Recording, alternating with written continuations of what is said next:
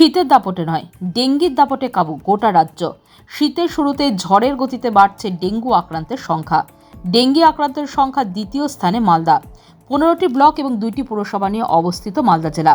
শীতের শুরুতে মালদায় চোখ রাঙাচ্ছে ডেঙ্গু। চলতি বছরে এখনও পর্যন্ত মালদা জেলায় ডেঙ্গু আক্রান্তের সংখ্যা 2500 জন।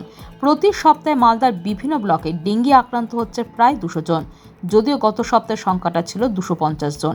এই সপ্তাহে একটু কমেছে।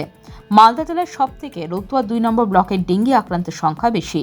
এখনও পর্যন্ত প্রায় 500 জনের ওপরে ডেঙ্গি আক্রান্ত হয়েছে এই ব্লকে।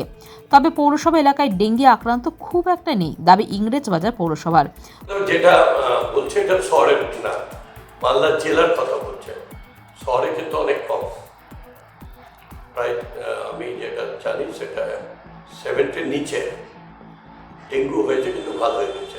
আর এই ডেঙ্গুগুলো সব বাইরে থেকে ধরে নিয়ে এসছে, বাইরে গেছে, কোথাও অ্যাটাক হয়েছে, চলে এসছে মালদাতে।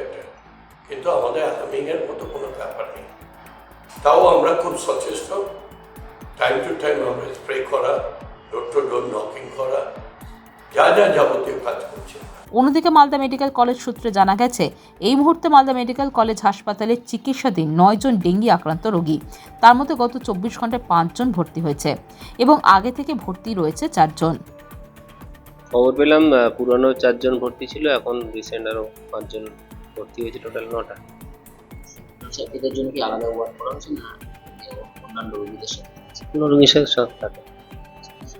যেখানে ডেঙ্গু বাড়ছে সেখানে তাকে কি করণীয় করা হচ্ছে?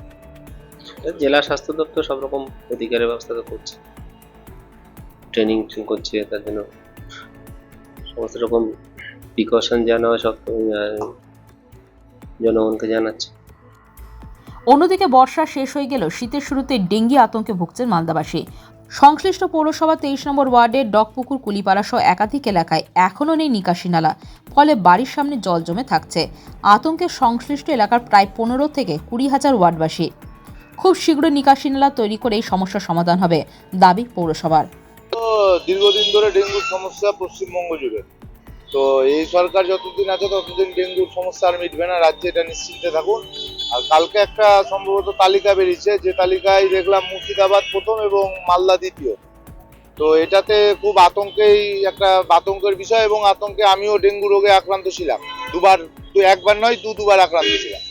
তো সেই জায়গা থেকে দাঁড়িয়ে বলবো যে ডেঙ্গুটা খুব ভয়ঙ্কর কিন্তু জিনিস। প্রশাসন হয়তো এটাকে হালকাভাবে নিচ্ছে, বা মানে যে শাসক দল আছে তারা হালকাভাবে নিচ্ছে। ডেঙ্গুর সম্বন্ধে তাদের হয়তো আইডিয়া নেই। এই ডেঙ্গুর জন্য কিন্তু মারাও যেতে পারে, আমি নিজে প্রমাণ ডেঙ্গুর জন্য।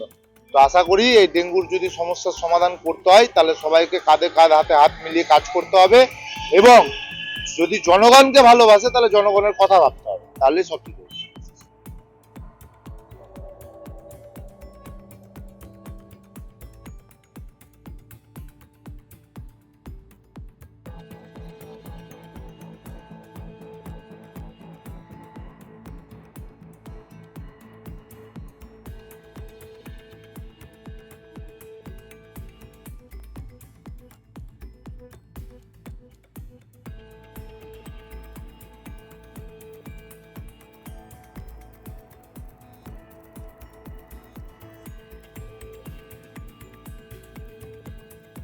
Bureau news, Bangla Times.